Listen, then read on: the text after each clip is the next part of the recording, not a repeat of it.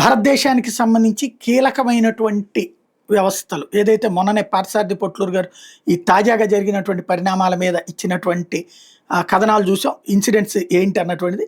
అయితే ఇప్పుడు ఆయన ఆ రోజునే చెప్పారు, ఇజ్రాయెల్ నుంచి అమెరికా నుంచి వచ్చేటటువంటిది భారతదేశానికి రక్షణ వ్యవస్థ అని. దీనికి సంబంధించి ఫాలో అప్ కథనం ఒకటి. ఇజ్రాయెల్ నుండి రవాణా విమానాలు జైపూర్ ఎయిర్ బేస్కి వచ్చినవి జీపీఎస్ సిగ్నల్ జామర్సే. ఈరోజు అన్ని ప్రధాన మీడియా న్యూస్ హెడ్లైన్స్లో జీపీఎస్ జామర్స్ గురించి రాశాయి. ఏప్రిల్ 30 నుంచి మే 23వ తేదీ వరకు భారత గగనతలం మీద పాకిస్తాన్కి చెందిన ప్రయాణికుల విమానాలు, మిలిటరీ విమానాలు ప్రయాణించడానికి వీలు లేకుండా నిషేధం విధించింది. జీపీఎస్ జామర్లను కీలకమైన ప్రదేశాల్లో ఇన్స్టాల్ చేసింది భారత సైన్యం. కమ్యూనికేషన్ జామర్లు పాకిస్తాన్ ఎయిర్ ఫోర్స్ ఉపయోగించే GPS, America GLONASS, Russia BeiDou, China సిగ్నల్స్ని జామ్ చేయగలవు. పాకిస్తాన్ కనుక గైడెడ్ మిసైల్ని ప్రయోగించిన, బాలిస్టిక్ మిసైల్ని ప్రయోగించిన అవి భారతదేశ సరిహద్దుల దగ్గరకు వచ్చేసరికి వాటి నావిగేషన్ వ్యవస్థ పనిచేయక నిర్దేశించిన టార్గెట్ వైపు కాకుండా వేరే వెళ్ళిపోతాయి. రేడియో ఫ్రీక్వెన్సీతో పనిచేసే డ్రోన్లు కూడా జామర్లో ఉండటం వల్ల వాటిని ఆపరేట్ చేసే వ్యక్తుల కమాండ్స్ని తీసుకోలేక గతి తప్పుతాయి. సో నేను రక్షణ రంగ రహస్యాలు బయటపెడుతున్నాను, కొంతమంది బాధపడుతూ కామెంట్ చేస్తున్నారు నా వివరణ. శుక్రవారం జైపూర్ ఎయిర్ బేస్కి C-17 గ్లోబ్ మాస్టర్ విమానం సైజులో చాలా పెద్దదిగా ఉంటూ మామూలు కళ్ళతో చూస్తేనే చెప్పగలుగుతారు ఎవరైనా అది మిలిటరీ ట్రాన్స్పోర్ట్ విమానం అని. అలాంటి శత్రుదేశం కనుక్కోలేదా? యుద్ధ మేఘాలు కమ్ముకుంటున్న వేళ ఏ దేశమైనా అవతల దేశపు ఎయిర్పోర్ట్ల మీద నిఘా పెడతాయి. కాబట్టి వాళ్ళకి తెలియదు అనుకోవడం వివేకం. మన పాకిస్తాన్లో ఏజెంట్స్ ఉన్నట్టు ISIకి మన దేశంలో ఏజెంట్లు ఉంటారు. ప్రతి దేశం వాటి మిత్ర శత్రు దేశాల మీద గూఢచర్యం చేయడం అనేది సహజమైంది. ఇక్కడ ఎవరు ఎక్కువ డబ్బులు వెదజల్లుతారో వాళ్ళకి సమాచారం ఎక్కువ దొరుకుతుంది. హనీ ట్రాప్ ద్వారా కీలకమైన సమాచారం తీసుకుంటారు. ఒకరి దగ్గర ఉన్నదాన్ని రహస్యం అంటారు. మనం ఫ్రాన్స్ దగ్గర కొన్న Rafale F-3R omni role fighter జెట్స్కి 7 అదనపు అంగులు చేర్చుకున్నాం. కానీ ఆ 7 ఎన్హాన్స్మెంట్ ఏంటో ఇంతవరకు బయటికి తెలియదు.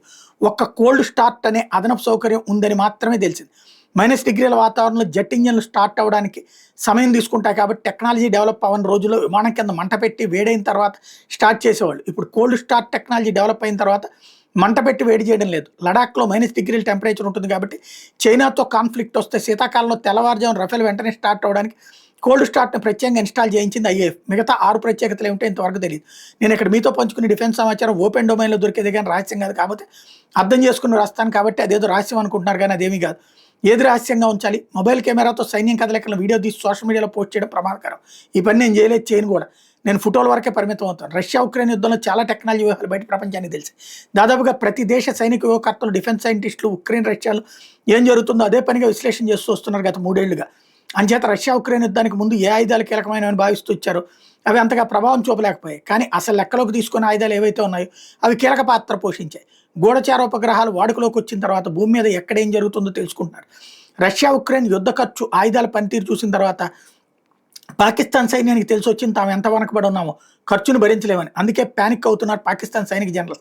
గత సంవత్సరం రష్యా కంపాక్ట్ GPS జామర్లని అప్పటికప్పుడు తయారు చేసి వాటిని కీలకమైన చోట ఇన్స్టాల్ చేసిన తర్వాత కామికాజ్ డ్రోన్లని వాటి దాడుల్ని ఆపగలిగింది. రష్యా చాలా పెద్ద దేశం కాబట్టి కంపాక్ట్ జామర్స్ కనీసం 50,000 అవసరం అవుతాయి. కానీ అమెరికా ఆంక్షల వల్ల కొన్ని ఎలక్ట్రానిక్ విభాగాలు దిగుమతి చేసుకోలేక నష్టపోతుంది. సో ఇప్పటి ఎలక్ట్రానిక్ సమాచార యుగంలో రహస్యంగా ఉంచడం లేదా ఉండడం చాలా కష్టమైన పని.